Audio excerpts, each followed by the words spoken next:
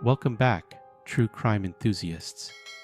Imagine a city known for its romance and grandeur becoming the scene of a horrifying spree of violence. This is the dark reality Thierry Paulin unleashed upon Paris. Known as the Monster of Montmartre, Paulin was a terror that gripped the French capital in the late 1980s. In today's video, we'll delve into the twisted life of Thierry Paulin, from his early years to his shocking crimes and eventual capture. Stay tuned as we uncover the disturbing story behind this infamous serial killer.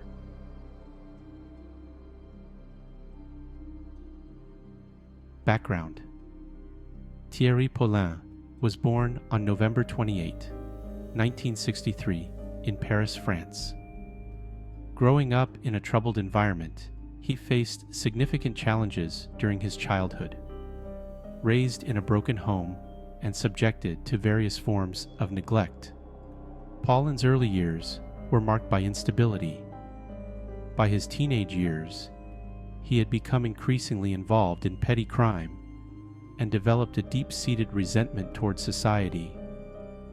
As he entered adulthood, Paulin's criminal behavior escalated. He struggled with various personal issues and was often in conflict with the law. His early offenses were minor, but they set the stage for his later, more heinous acts. Paulin's troubled past and psychological issues would eventually drive him to commit some of the most brutal crimes in Parisian history.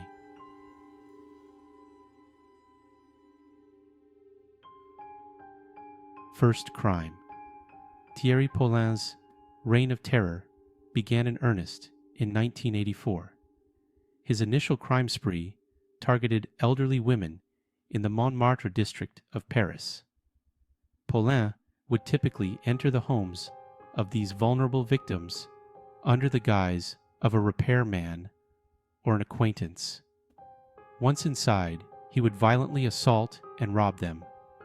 The first known crime attributed to Paulin occurred in April 1984.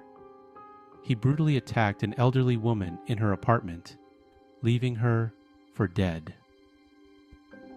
Over the following months, Paulin continued his assault, with each crime growing more violent and shocking. His method involved not only physical attacks, but also strangulation, which left many victims gasping for breath before their tragic end. At the same time, a significant global event was unfolding: the Summer Olympics in Los Angeles, held in July and August of 1984. The Games were a major international event, bringing the world's attention to the United States and away from Europe. This global distraction may have contributed to Paulin's ability to carry out his crimes with less immediate scrutiny.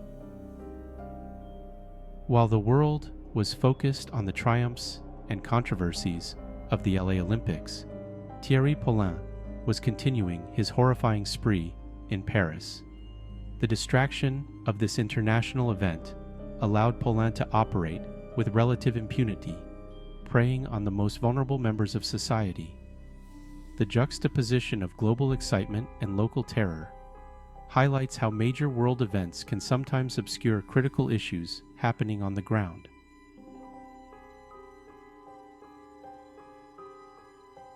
Victims and impact. Paulin's victims were all elderly women, ranging in age from their late 60s to mid-80s. His attacks were brutal and often involved robbery, with the elderly women being subjected to extreme violence. The psychological impact on the community was profound.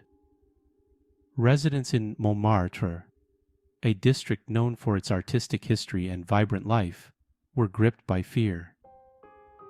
The attacks had a chilling effect on the neighborhood, where elderly residents were afraid to leave their homes. Many felt that their safety had been compromised, not just by the fear of crime, but by the realization that a predator was among them. The community's sense of security was shattered, and the once lively streets of Montmartre became a haunting reminder of the terror that had struck.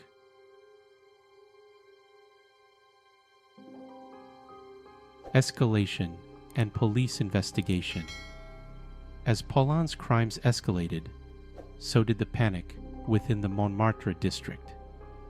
Parisian authorities were under immense pressure to solve the case, but the elusive nature of Paulin's attacks made it challenging.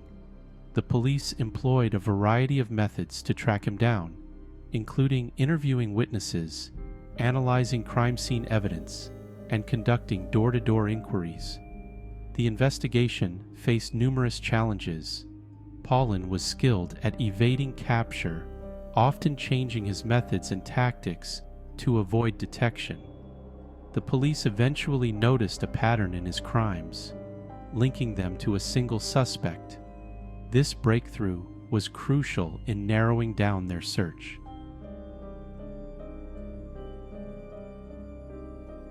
Capture. Thierry Paulin's criminal activities continued until his capture in 1987. His eventual arrest was the result of an intensive police investigation. Despite his efforts to evade capture, the police were relentless in their pursuit. A breakthrough came when investigators identified a pattern in the crimes, linking them to a single suspect. Surveillance and witness testimonies played a crucial role in narrowing down the search. The turning point in the investigation was the identification of Paulin through his fingerprints, which were found at several crime scenes. On November 14, 1987, Paulin was arrested in his Paris apartment. The arrest was the culmination of months of painstaking work by the police. During his interrogation, Paulin confessed to the murders, providing detailed accounts of his horrific acts. His arrest was a significant relief to the Parisian community, which had been living in fear.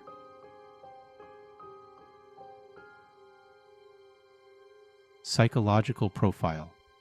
Understanding Paulin's psychology provides insight into his horrific actions.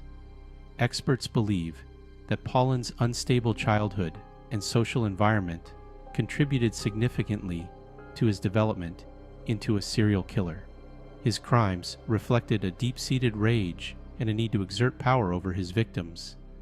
Paulin's selection of elderly women as victims was a deliberate choice. He targeted those who were less likely to resist or defend themselves. This predatory behavior highlights his calculated approach to crime, using his understanding of vulnerability to his advantage. His psychological profile reveals a complex interplay of personal trauma and violent tendencies.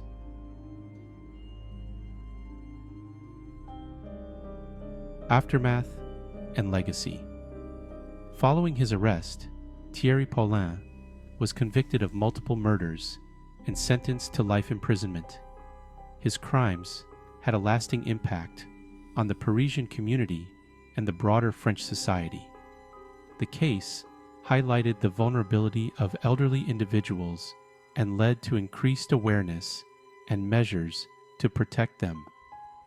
The legacy of Paulin's crimes prompted changes in policing and crime prevention strategies in Paris. Authorities began implementing more rigorous surveillance and community outreach programs aimed at protecting vulnerable populations. The case also spurred discussions about the impact of childhood trauma and social neglect on criminal behavior.